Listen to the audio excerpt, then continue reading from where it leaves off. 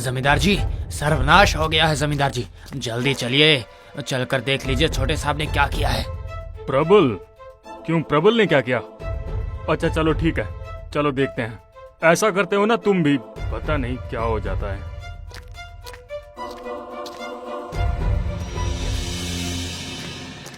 पिताजी, मुझे पता है कि आप मुझसे नाराज होंगे, लेकिन मेरा यकीन कीजिए, मैं मुक्ता से बहुत ज्यादा प्यार करता हूँ।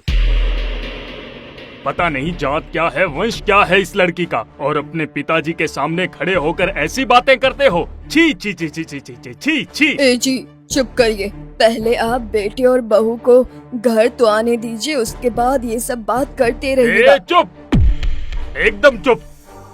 मैंने तुमसे तुम्हारी राय पूछी?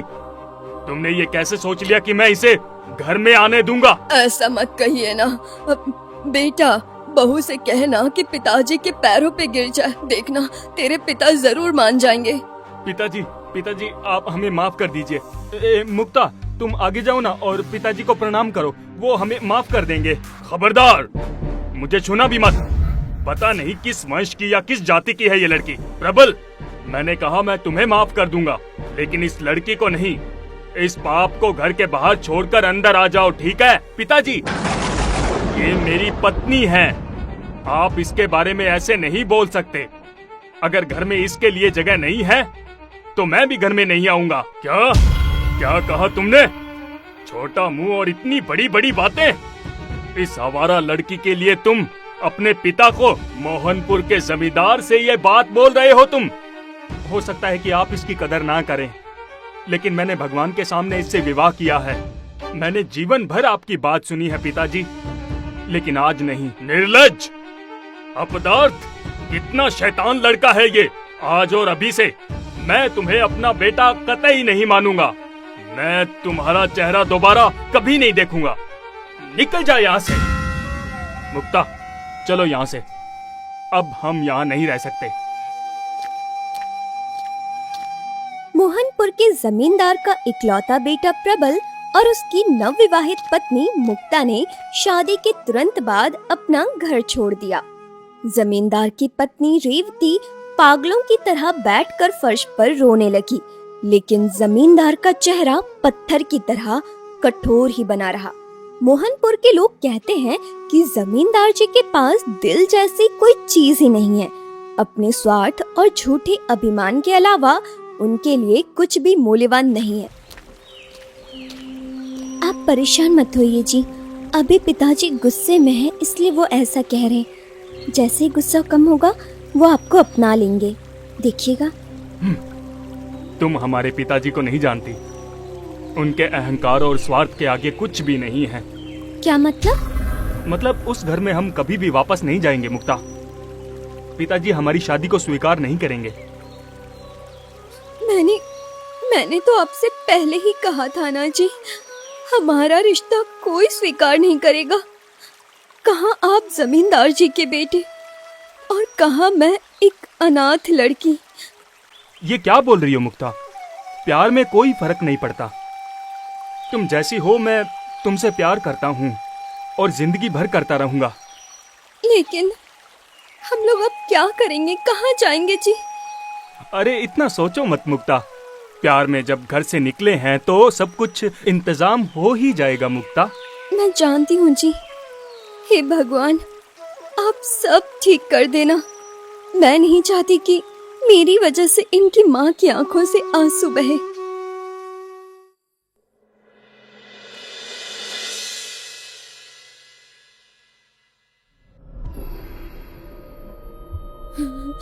ए जी, मैं बोल रही थी कि आज 6 महीने हो गए हमारे बेटे को। अगर प्रबल के बारे में बात करने आई हो तो मैं कहूँगा दरवाजा उधर है। मुझे उसके बारे में कुछ भी बात नहीं करनी है।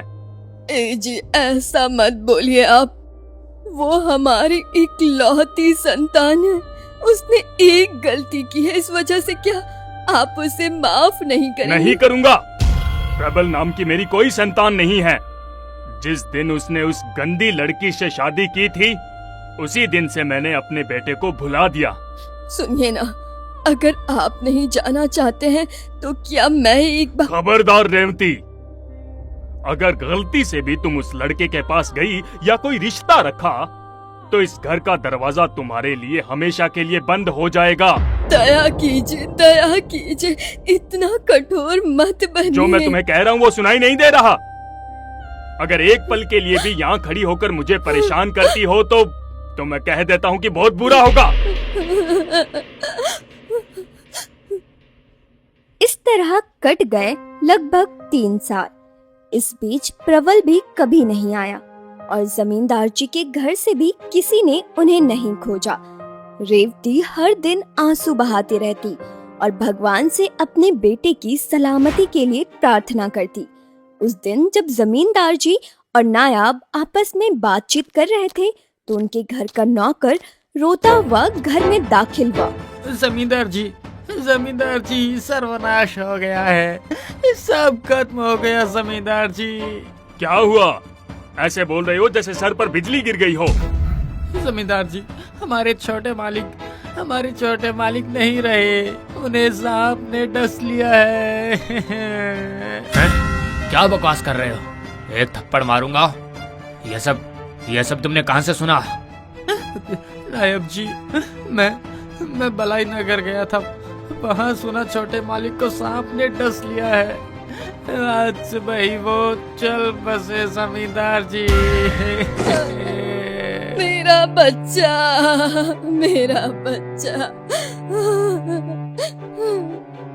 ये नहीं हो सकता ये।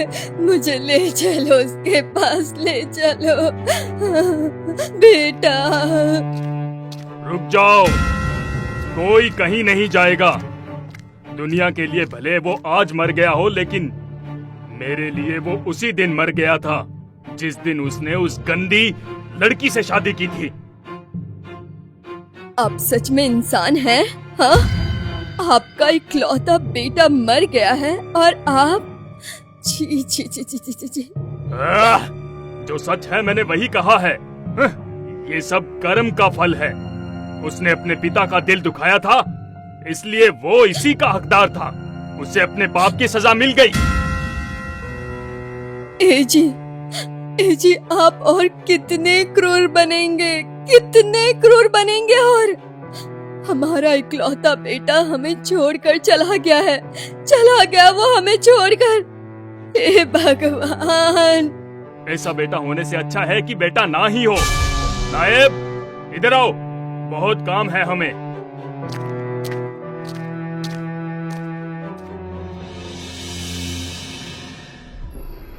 जमींदार जी मैं सच कह रहा हूँ, मुझे थोड़ा वक्त दीजिए, मैं किराया दे दूंगा जमींदार जी। यही बात तो तुम पिछले 3 महीने से बोल रहे हो। अब तुम्हें नहीं लगता कि तुम्हारा कुछ ज्यादा ही हो रहा है? हाँ, जब मन किया तो किराया दिया और जब मन नहीं किया तो उधार ले लिया, है ना? घर में बच्चे हैं, परिवार है, फसल से किराया दूंगा तो मैं उन लोगों को खिलाऊंगा क्या जमींदार जी? आप ही बताइए। इसीलिए तो तुम्हें लात मारी। मेरा ही खाते हो, मेरी पैसों पे पलते हो और मुझे ही झूठ बोलते हो। हाँ? जमींदार बाबू मुझे माफ कर दीजिए। जमींदार बाबू मुझे माफ कर दीजिए। नायब, सिपाही भेजो और इसके घर में आग लगा दो।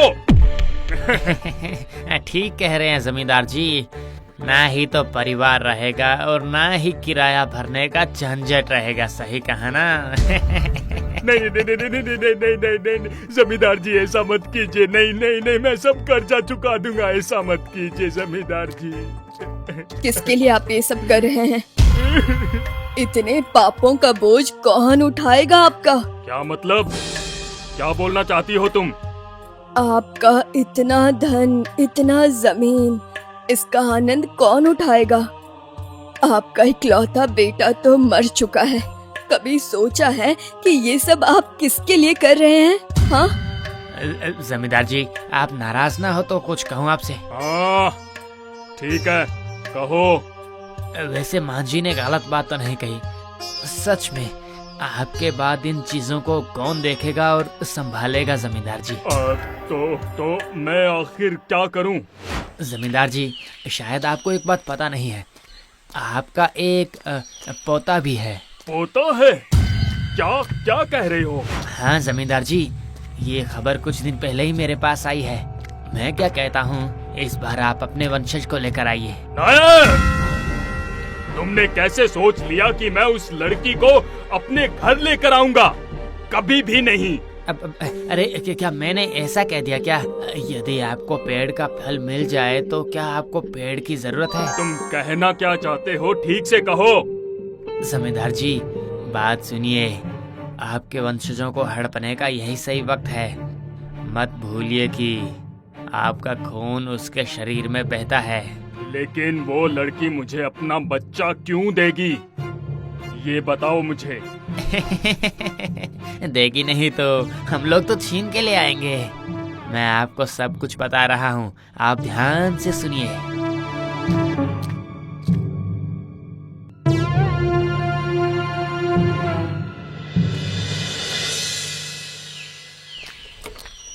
मुक्ता बेटी, मुक्ता बेटी, इस बेबस पिता को घर में नहीं बुलाओगी क्या तुम? जमींदार जी, आप यहाँ पर कैसे? हाँ बेटी, मैं अपने पापों का बोझ सहन न कर पाने के कारण तुम्हारे पास आया हूँ। मुझे पता है मेरे पास बोलने के लिए कुछ नहीं है, फिर भी माफ कर देना मुझे बेटा, मुझे माफ कर देना मुक्ता बेटा। मुक्ता माँ, तुम्हारे ससुर जी अपने बेटे के गम में पागल हो गए हैं। वो ना तो खाते हैं ना सोते हैं, मानो कोई ज्ञान ही नहीं हो। लेकिन मैं क्या कर सकती हूँ? तुम तो माता लक्ष्मी हो, मैंने माता लक्ष्मी की अपेक्षा की है। मेरा बेटा भी मुझे छोड़कर चला गया, अब इस पोते को मुझसे मत छीनना बेटा, मैं जी नहीं पाऊंगा। जमींदार जी अपने पापों का प्रायश्चित करना चाहते हैं, वो तुम दोनों को घर वापस ले जाना चाहते हैं। ये नहीं हो सकता नायब जी, जो लोग उनके जिंदा रहते नहीं आए वो। बेटी मुझे पता है मैंने कितनी बड़ी गलती की है, मैं अपनी वही गलती सुधारने के लिए आया हूँ। मुझे खाली हाथ वापस मत भेजो बेटा, मुझे खाली हाथ वापस नहीं जाना है। हाँ मुक्ता बेटी, गलती तो सभी करते हैं, लेकिन प्रायश्चित क्या सब कर पाते हैं बताओ तो? हाँ, अपने बेटे के भविष्य के बारे में सोचो जरा। जमींदार और नायाब के जाल में मुक्ता आसानी से फंस जाती है। वो अपने बेटे को साथ लेकर नाव से जमींदार के घर के लिए निकल पड़ती है। जब नाव बीच नदी में थी तो जमींदार जी ने बच्चे को अपनी गोद में ले लिया। जो चीज जिसकी है उसके पास रखना ही बेहतर है, समझी? ये आप क्या कर रहे हैं पिताजी? जमींदार जी कहकर बुलाओ मुझे। तुम्हारी हिम्मत कैसे हुई मुझे पिताजी कहने की? हाँ, क्या मतलब? आप क्या कहना चाहते हैं? तुम्हें क्या लगा जमींदार जी अपने घर में तुम जैसी लड़की को अपनी बहू बना कर ले आएंगे, सम्मान देंगे? तुम यही सोच रही थी ना? बहू तो बहुत दूर, मेरे घर में काम वाली बनने की औकात भी नहीं है तेरी। ओह, इसका मतलब आपने मेरे साथ छल किया है। छी छी छी छी छी, शर्म नहीं आती आपको ऐसा करते हुए? दीजिए मेरे बेटे को वापस दीजिए, मुझे दीजिए। ये तो अब हो नहीं सकता मुक्ता बेटी। ये बच्चा मेरे कुल का पोता है, हाँ मेरे कुल का वारिस है ये। मुझे केवल फल चाहिए, पेड़ नहीं। हाँ, क्या मतलब? मेरे बेटे को वापस दे दीजिए, मैं चली जाऊंगी मैं। अरे बेटी, बिल्कुल सही कह रही हो तुम, तुम्हें जाना तो पड़ेगा ही, लेकिन यहाँ से नहीं, इस धरती से ही। छोड़ दीजिए, मुझे छोड़ दीजिए, मैंने आपका क्या बिगाड़ा है? मुझे जाने दीजिए। छोड़ तो दूंगा मैं तुझे, हाँ बिल्कुल छोड़ दूंगा तुम्हें। मैंने तुम्हारे कारण अपना बेटा खो दिया, अब मैं तुम्हें इस दुनिया से हटा दूंगा और तुम्हारा नामो निशान तक मिटा दूंगा।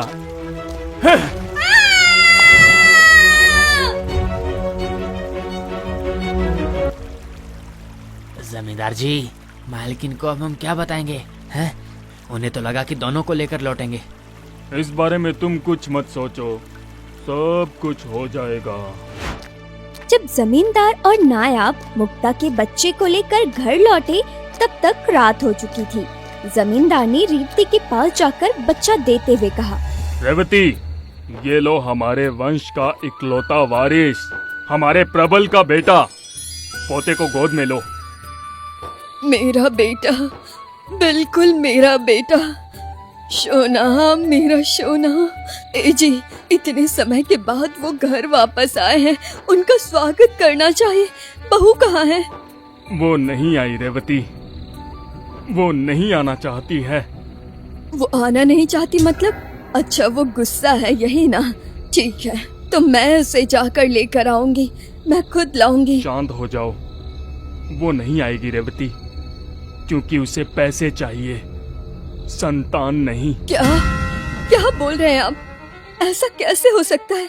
ऐसा ही हुआ है रेवती, उसने हमसे पैसे की मांग की है, जानती हो तुम? उसने कहा कि उसे ये बच्चा नहीं चाहिए, बस पैसे मिल जाने चाहिए उसे। हे भगवान, मैं इसे माँ की कमी महसूस नहीं होने दूंगी। आज से मैंने इसका नाम रखा है राजा।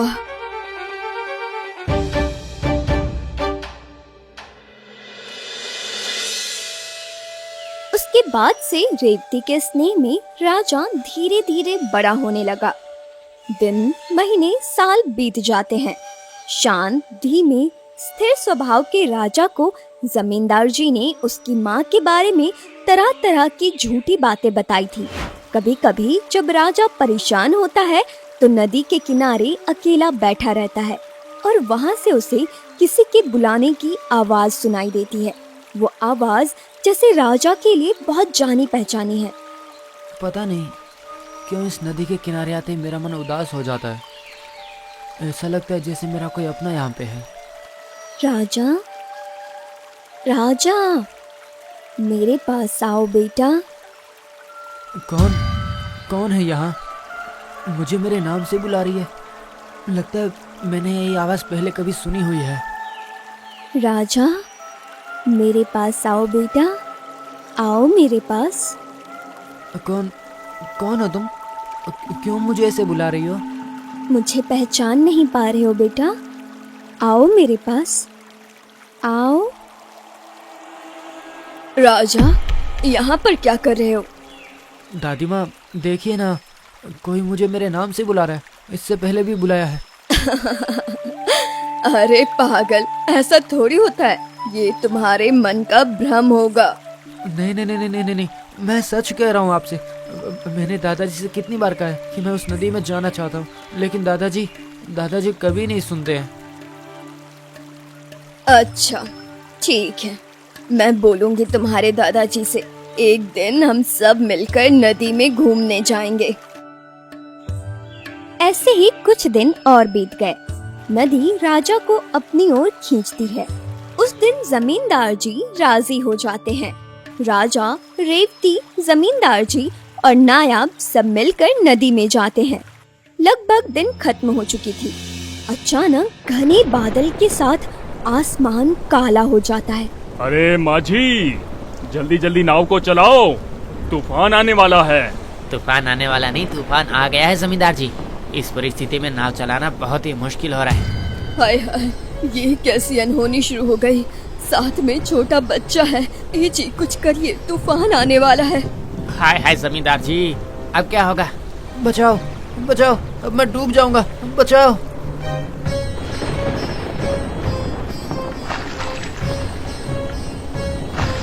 राजा, राजा, मैं तुम्हें कुछ नहीं होने दूंगी। सर्वनाश, नाव में तो पानी भर रहा है। नायब, कोई है क्या? बचाओ, हे ऊपर वाले, बचाओ बचाओ, नाव तो डूब रही है। हमें बचाओ, कोई बचाओ, हमें बचाओ, हमें बचाओ। तूफानी बारिश के कारण नदी के पानी में नाव डगमगाकर पलट गई।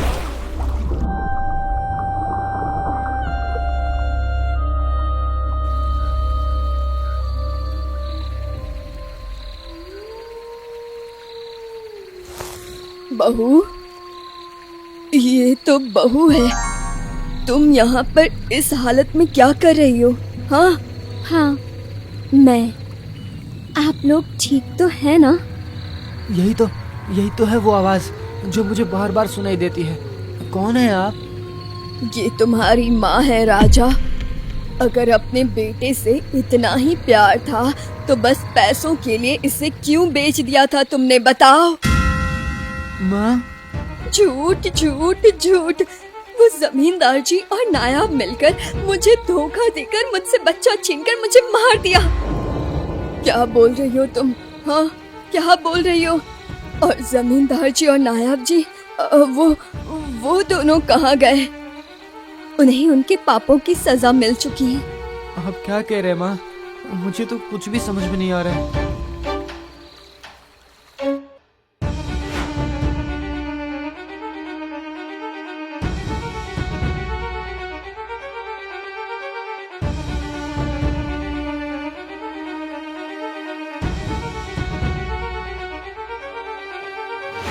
तो अब तुम्हें शायद समझ आएगा कि तुम्हारी माँ ने तुम्हें कभी छोड़ा नहीं था, बल्कि तुम्हारे लिए कष्ट सहा है उन्होंने। मुझे माफ कर देना बहू। मुझे ये सब कुछ पता नहीं था, कुछ नहीं। जमींदार के पापों का प्रायश्चित तो मैं नहीं कर सकती, लेकिन इतना बोल सकती हूँ कि तुम्हारे बच्चे का मैं ख्याल रखूंगी। माँ मुझे छोड़कर मत जाइए। मुझे छोड़कर मत जाइए माँ। ऐसा नहीं हो सकता बेटा। वापस आने का मेरे पास कोई रास्ता नहीं है। तुम अपनी दादी के साथ बहुत खुश रहोगे। मैं प्रार्थना करती हूँ कि तुम अपने पिताजी के जैसे एक महान इंसान बनोगे। माँ